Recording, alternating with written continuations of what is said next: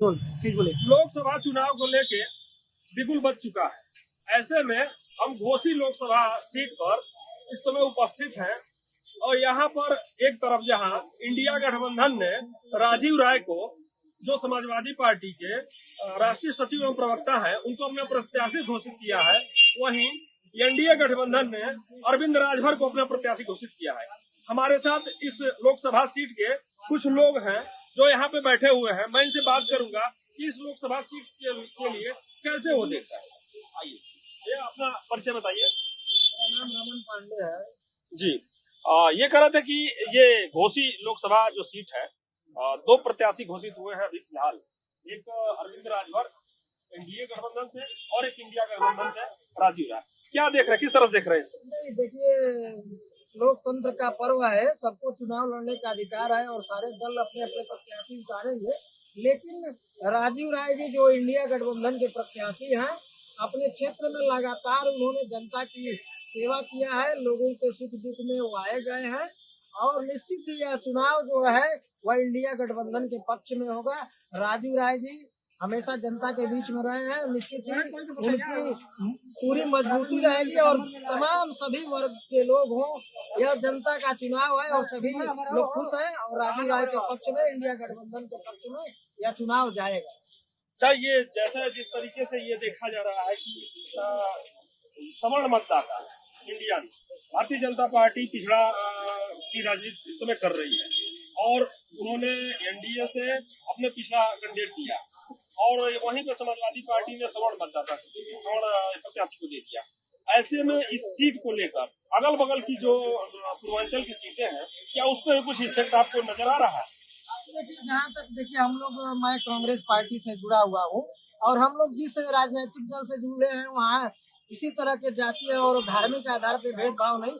यह जनता का चुनाव है और जनतांत्रिक मूल्यों को बचाने का, आज जिस तरीके से लोकतंत्र और संविधान खतरे में है, उसको बचाने का चुनाव है, न या किसी अगड़ा के खिलाफ पिछड़ा इस तरह का चुनाव। मैं आप लोगों के माध्यम से भी निवेदन करूंगा कि इस चुनाव को अगड़ा पिछड़ा या किसी तरह जातीय धर्म के समुदाय में, या हर एक व्यक्ति को आज लोकतंत्र के बचाने और संविधान को बचाने की रक्षा करने के लिए आगे होना होगा। यह किसी अगड़ा पिछड़ा और आज बताइए जिस तरीके से इस देश में एक तानाशाह सरकार चल रही है कि जो इतना बड़ा एक देश में इलेक्टोरल बॉन्ड के नाम पे इस तरह का स्कैम हो गया और आज वह भारतीय जनता पार्टी और आदरणीय नरेंद्र मोदी की सरकार इस पे मौन साधे हुए है। वहीं जो इंडिया गठबंधन है, तमाम आज मैं आपसे बताना चाहूंगा कि आज कांग्रेस पार्टी के जो मुख्य विपक्षी दल है उसके अकाउंट फ्रीज कर दिए गए। बताइए, लोकतंत्र का चुनाव है, हमारे पार्टी के खाताओं पे प्रतिबंध लगा दिया गया।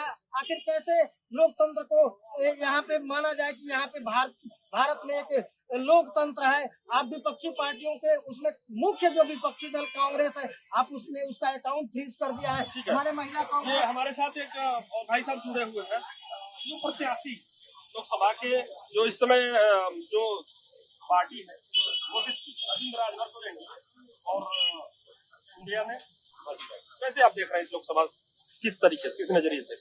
भारतीय जनता पार्टी का प्रत्याशी पिछले बार चुनाव हारने के बाद भी 1.25 लाख अधिक वोट पाया था और गठबंधन का प्रत्याशी मात्र 65,000 वोटों से जीता था, जबकि सपा और बसपा का गठबंधन था पिछले बार। आप तो अनुमान लगा लीजिए कि इस बार दोनों पार्टियां जब अलग अलग चुनाव लड़ेंगी तो कौन सा प्रत्याशी विजयश्री को प्राप्त करेगा? चाचा, हमारे साथ एक चाचा भी है,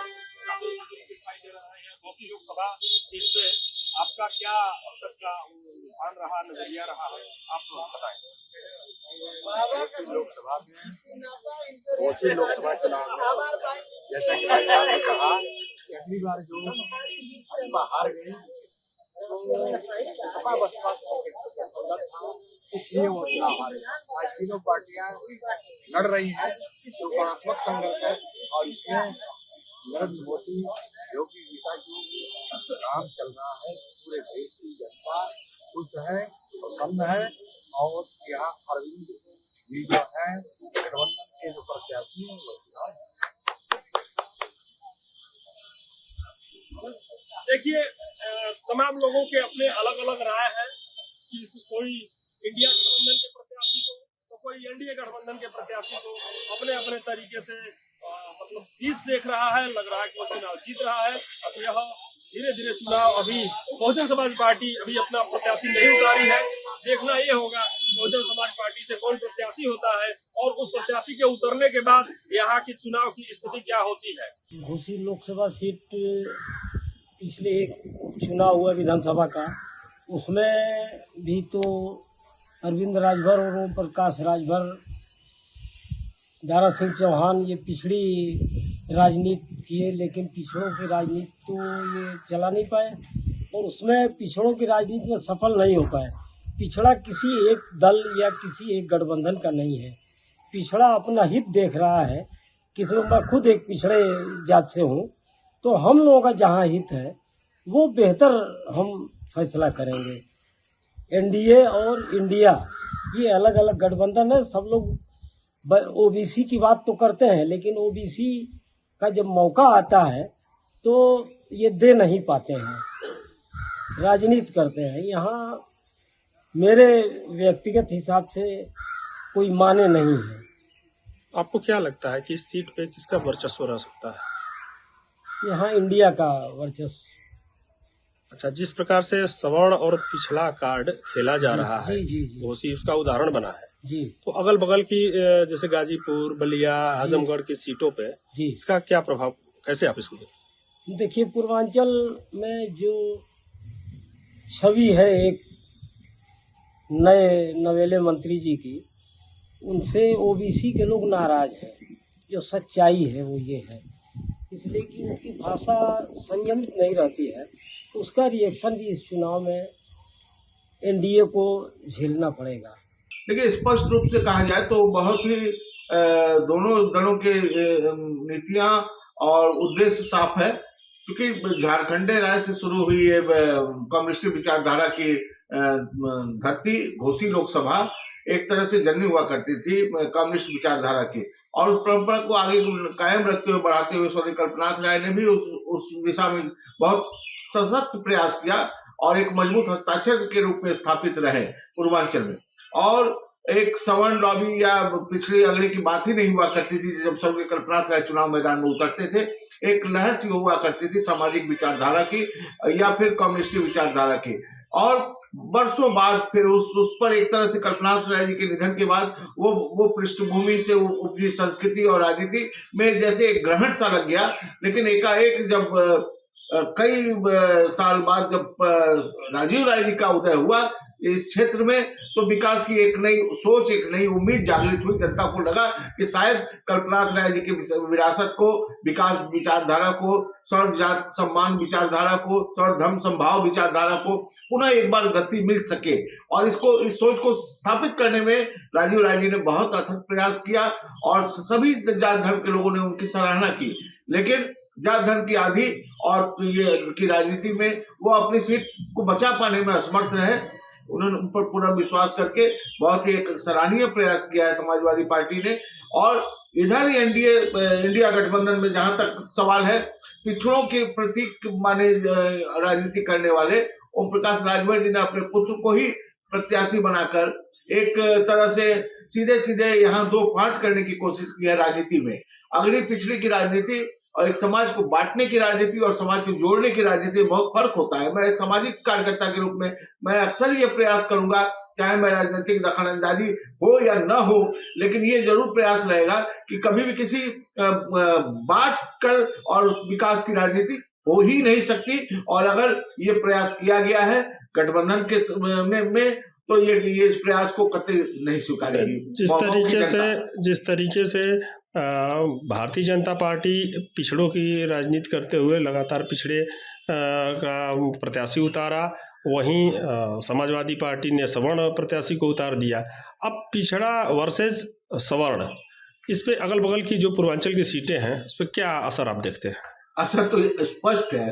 पिछड़े की राजनीति करते करते शीर्ष नेतृत्व भाजपा को मैं दोषी नहीं ठहराता, मैं मोदी और योगी जी के बहुत विकास योजनाओं का समर्थक हूं, लेकिन हंसी मुझे इस बात पे आ रही है, पिछड़ों की राजनीति करते करते घोसी जैसे पिछड़ों का एक सिंबल बन गया पिछड़ेपन का, तो पिछड़े प्रत्याशी उभर कर आए, लेकिन क्षेत्र को पिछड़ेपन पर सोच किसी के दिलो दिमाग में कभी नहीं। ओम प्रकाश राजभर जी ने अपने दिलो दिमाग से कभी भी कल कारखाने, फैक्ट्री या फिर विकास की गति देने की बात कभी नहीं की। केवल जाति एक सांस में वो गिना जाते हैं 50 जातियों के नाम, लेकिन 50 कल कारखानों के नाम का शायद अगर गिना पाते या कंप्यूटर या लेटेस्ट टेक्नोलॉजी से जोड़ने के लिए युवाओं को आगे कर पाते, जैसे राजीव राय ने विगत चुनाव में किया था, लेकिन ऐसा कभी नहीं नजर आता है। तो पिछड़ापन की राजनीति करते करते पूरे क्षेत्र को, पूरे घोसी लोकसभा को, पूरे पूर्वांचल को पिछड़ापन से ग्रसित कर देने का जो ये प्रयास हुआ है, इसको जनता बिल्कुल नकारेगी और इसका प्रभाव पूरे पूर्वांचल पर पड़ेगा। इस संकेत का जो राजीव राय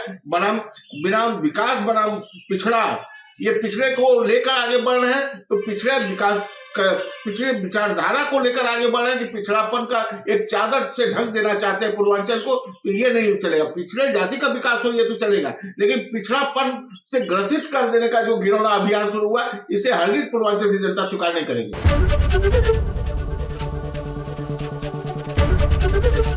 एबीपी गंगा, खबर आपकी, जुबान आपकी।